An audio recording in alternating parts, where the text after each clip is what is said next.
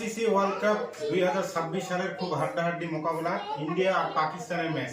খুব সুন্দর খেলা হবে, কিন্তু আমার তো মনে হচ্ছে ইন্ডিয়া অবশ্যই জিতবে। কেন এর আগে 8 বার মোকাবেলা হয়েছে, ইন্ডিয়া 7 বার জিতেছে, পাকিস্তান শুধু 1 বার জিতেছে। ওটা কোনো এটা এমনি ছেড়ে দিয়েছিলাম আমরা। তো এই ম্যাচে কে সব থেকে বেশি রান করে, কে ভালো খেলে, আজকে কিন্তু দেখার মতো ম্যাচ হবে। আর একতরফা ম্যাচ মনে হয় আজকে হবে না। আজকে ম্যাচ গ্রুপে খুব ভালোই খেলবে। একতরফা ম্যাচ যদি হয় তাহলে তো ইন্ডিয়া একতরফাই জিতে নেবে। বোলিং হয়তো একতরফাই হবে, ব্যাটিংও একতরফাই হবে। অভিষেক শর্মা আজকে মনে হয় ফিট আছে, খুব ভালো খেলবে আমার মনে হচ্ছে।